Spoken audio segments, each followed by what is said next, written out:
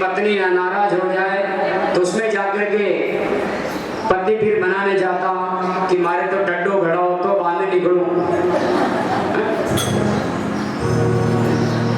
मेरे तो ये करो तो मैं बाहर आऊं, तो वो को भवन मनाने का भवन।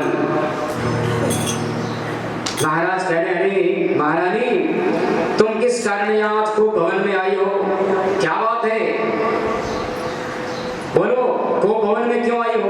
बार बार कह रहा हूं सुमुखी सुलोचनी ठीक बचनी, अरे तुम कोयल की तरह बोलने वाली कोकिल हो, व्रजकामिनी हो, हिरण की तरह आंखें वाली हो, बोलो क्रोध का कारण क्या है, यहाँ कोप भवन में आने का कारण क्या है, क्या तुमको किसी ने कुछ कह दिया है, अगर किसी ने बुरी दृष्टि से देखा हो तो उसकी आंख फोड़वा दूंगा, अंगूठे से किसी ने गलत दिखाया हो उसका हाथ कटवा देता हूं, अंगुली कटवा देता हूं, तुम्हें किसी ने प्रणाम नहीं किया हो तो ये मस्तक कटवा देता हूं, बोलो मैं राजा को रंक बना दूंगा। बात क्या है, किस राजा ने तुम्हारी ओर आंख उठा करके देखा है उसको राज्य से बाहर निकलवा दूंगा। बोलो भामिनी, बोलो कहो बात क्या है। कैकेयी ने कहा महाराज रहने दो रहने दो, बड़ी बड़ी बातें करने आए हो, चले जाओ अब तो मुझे कुछ नहीं हुआ है। अरे देवी क्या बात है, बोलो तो सही, जब कहोगी तब मालूम पड़ेगा ना। उसने कहा नहीं नहीं रहने दो महाराज, चले जाओ अब तो, मैं कौन तुम्हारी होती हूँ, क्यों मुझे सताने आए हो, मन में रखते हो कपट भाव, प्रत्यक्ष मनाने आए हो। मन में तो तुम्हारे कपट भाव है और ऊपर से मुझे मनाने के लिए आए हो, कह रहे हो कि क्या हुआ क्या हुआ, देखो मेरे पुत्र को तो मामा के यहाँ भेज दिया गया और पीछे से आपके मन में कितना कपट है कि राम को आप राजा बना रहे हो। महाराज मैं मेरे दो वचनों के कारण को भवन में आई हूं, मेरे दो वचन दे दो। अरे देवी बस इतनी सी बात, अरे दो नहीं तुम चार ले लो, लेकिन बाहर तो चलो। मांगो मांगो पे कहूं पियो, कब हुन दे हुन ले हो। कैकेयी कहने लग गई महाराज आप कहते हो मांग मांग, क्या चाहिए दो वर तुम्हारे, लेकिन कभी दिया क्या आपने, केवल कहते जरूर हो कि मांग मांग, लेकिन कभी नहीं दिया आपने। महाराज ने कहा ठीक है देवी आज मांग करके देख लो, ना दिया तो फिर कहना, जो मांगोगी मैं दे दूंगा। ठीक है देवी तो मांगो तो सही, दो नहीं चार मांग लो, दे दूंगा। महारानी हम रघुवंशी हैं, सूर्यवंशी हैं, और रघुकुल रघुवंश में यही रीत चली आई है कि कोई प्राण भी मांग लेगा तो दे देगा, पर वचन नहीं जाने देगा। रघुकुल रीत सदा चली आई, प्राण जाए पर वचन न जाई। प्राण भी मांग लोगे तो दे दूंगा, तुम मांगो तो सही। ठीक है महाराज मैं पहला मेरा वचन मांगती हूं, सुनहूं प्राण प्रिय भावत जी का, देहूं एक वर भरत ही टीका। राम सिया राम सिया राम जय राम, गाइए राम सिया राम जय राम। ओ सुनहूं प्राण प्रिय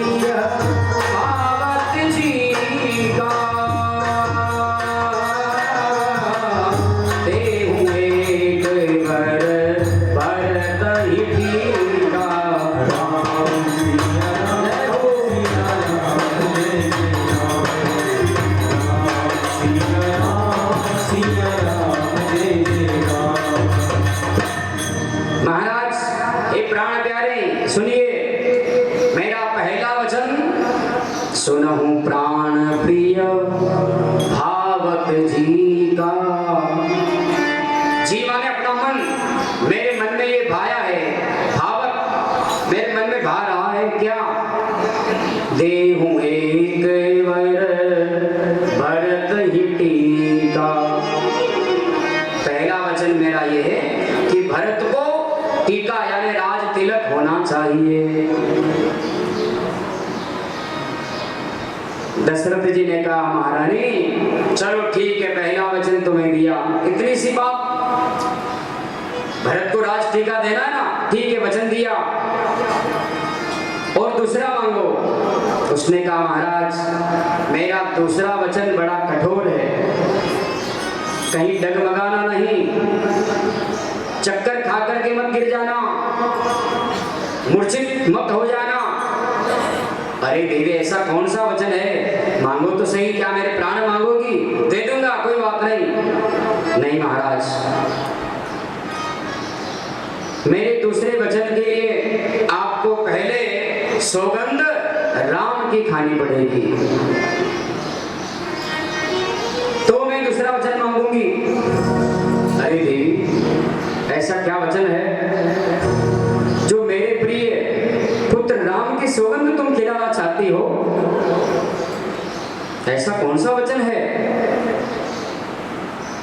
कैकेयी ने कहा महाराज नहीं, पहले नहीं बताऊंगी, सौगंध राम की खाना पड़ेगी तो ही मैं दूसरा वचन मांगूंगी। अरे देवी मांग लो आप, मैं नहीं मुकरूंगा, वचन को दे दूंगा जो तुम मांगोगी। आखिर में नहीं मानी। महाराज ने कहा ठीक है देवी, तुम अगर नहीं मानती हो तो ले आओ, मैं सौगंध राम की खाता हूं।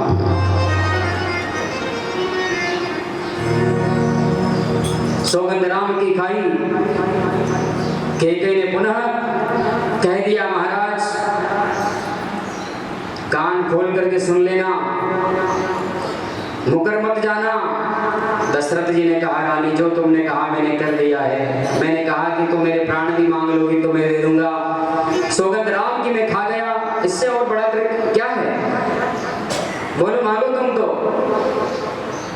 तो वह कहने लगी महाराज तापस वेश विशेष उदासी। तपस्वियों के जैसा वेश बना करके उदासीन सा सन्यासी महात्मा की तरह कपड़े पहना कर, किसको? 14 वर्ष राम बनवासी। महाराज तपस्वियों के जैसा मुनियों के जैसा कपड़े वस्त्र पहना करके राम को 14 वर्ष का वनवास दे दिया गया है।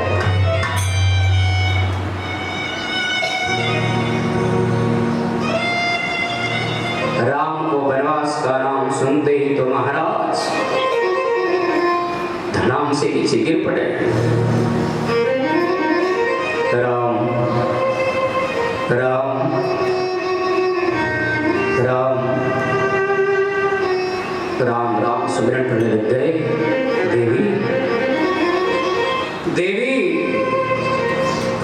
तुमने ये क्या मांग लिया है? देवी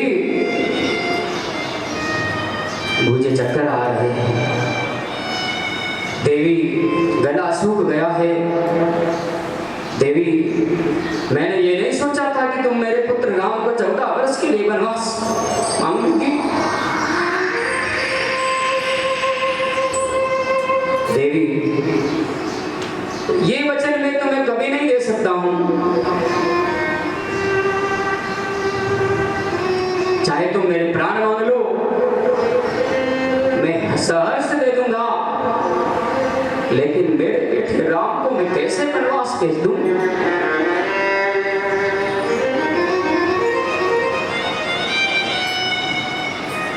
रानी इसके बदले में तो कोई दूसरा मांग ले, 2 और मांग ले, दे दूंगा, लेकिन ये वचन मैं कैसे दूंगा?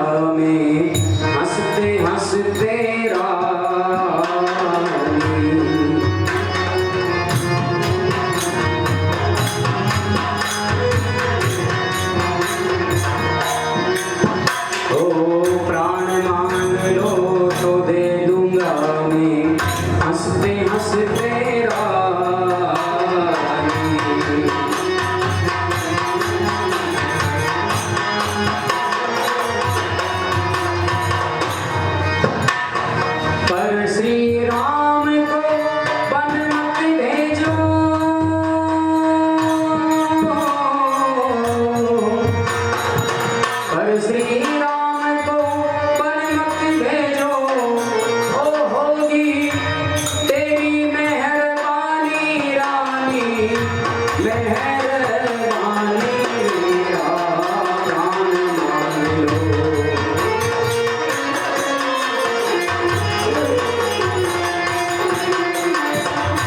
ओ रानी ये नावर मांगो मेरा प्राण मान लो।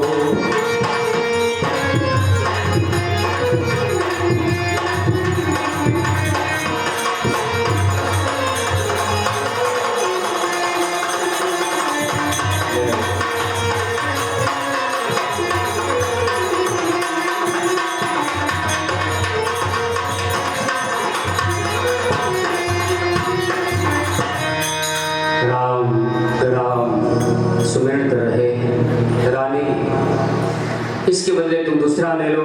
लेकिन नहीं महाराज, अभी तो बड़ी बड़ी बातें कर रहे थे। हम सूर्यवंशी हैं, रघुवंशी हैं, प्राण मांग लो दे देंगे, और एक छोटा सा वचन नहीं दे पा रहे हो।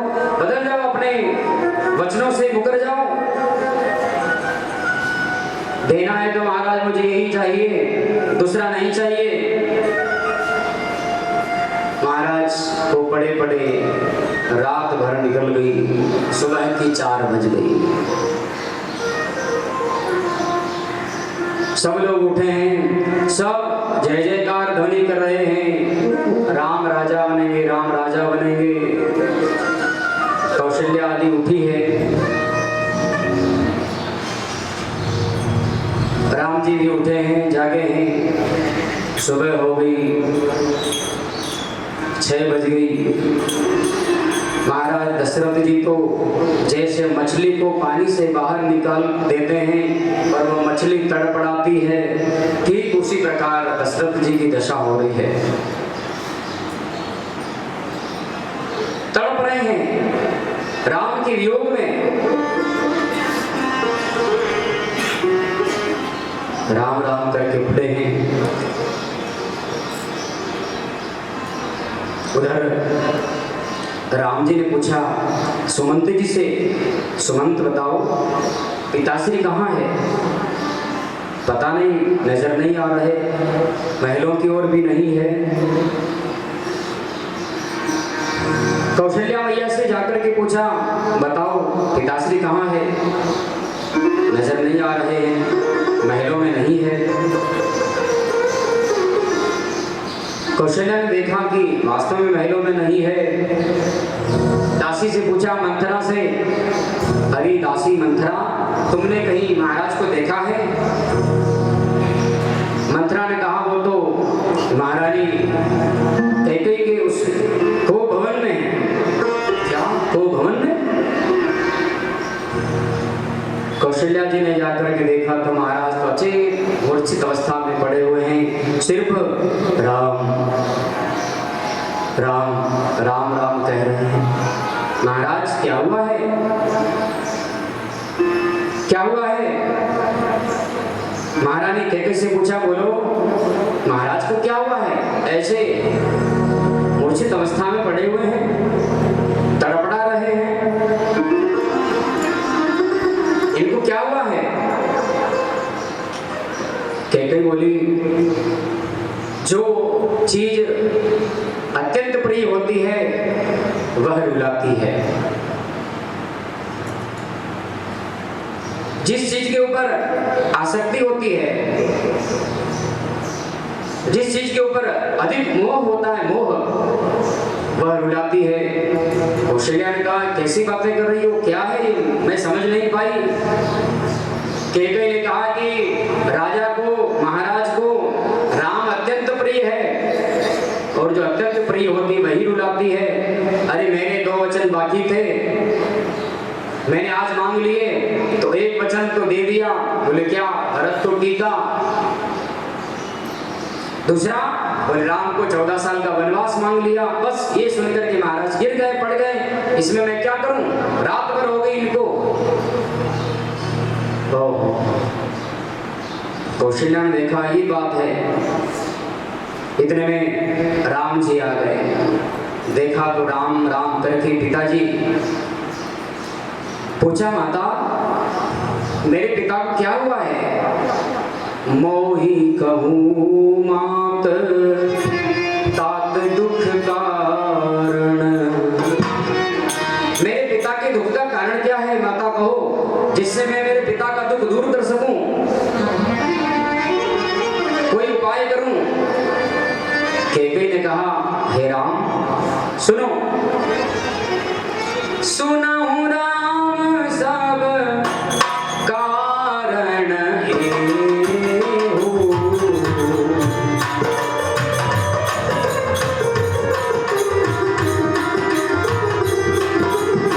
ओ सुनहु राम सब कारण एहु, राजहि तुम पर बहुत स्नेहु।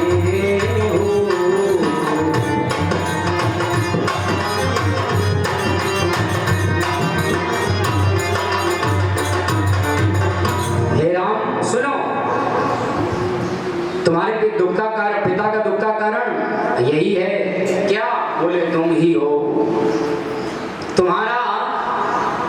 तुम्हारे पिता के ऊपर, राजा के ऊपर अधिक स्नेह है ना, प्रेम है ना, इसलिए वो ऐसी दशा में पड़े हुए हैं। क्या बात है? बोले कैकेयी ने कहा, हे राम मेरे 2 वचन बाकी थे। पहला, भरत को राज्य गद्दी, दूसरा तुम्हें 14 वर्ष का वनवास। बस ये वचन मैंने मांगे थे और तुम्हारे पिता ने मुझे वचन दिया है। कैकेयी ने कहा, हे राम तुम्हारे पिता की आज्ञा है कि तुम 14 वर्ष बन जाओ। क्या कहा? हे राम तुम्हारे पिता की आज्ञा है कि तुम 14 वर्ष बन जाओ। वनवास दिया है। हम कहते हैं कि कैकेयी माता खराब थी, लेकिन कैकेयी बहुत बढ़िया थी, खराब नहीं थी। उसने क्या कहा कि हे राम तुम 14 वर्ष बन जाओ। किसके लिए कह रही है? बन जाने के लिए कह रही है, बिगड़ने के लिए नहीं कह रही है। बन जाओ शब्द के ऊपर थोड़ा ध्यान दीजिए। हे राम तुम्हारे पिता की आज्ञा है कि तुम 14 वर्ष बन जाओ, और बन जाओगे तो काम रूपी रावण को मार करके आ जाओगे। बन जाओगे तो, और बिगड़ जाओगे तो कुछ नहीं होने वाला है। उम्र 14 वर्ष से ही बिगड़ने की प्रारंभ होती है, और 14 वर्ष से ही सुधरने की प्रारंभ होती है। 14 से 21 वर्ष तक जो कोई सुधर गया तो सुधर गया, और नहीं सुधरा तो फिर तो वो राम नहीं बन पाएगा, फिर तो वह रावण बन जाएगा, एक पर नारी का हरण करके ले जाएगा। इसलिए बनना है तो 14 से 21 वर्ष की उम्र में बनो।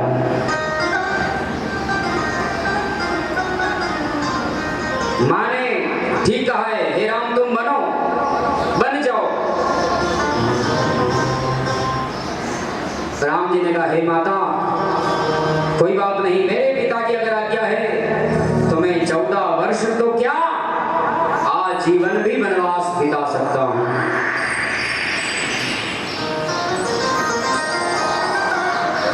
तैयारी हो गई, समय कम है, कथा ज्यादा है। राम जी ने कहा ठीक है माता, प्रणाम किया, कौशल्या माता को प्रणाम किया और अपने राजसी वस्त्र उतार दिए।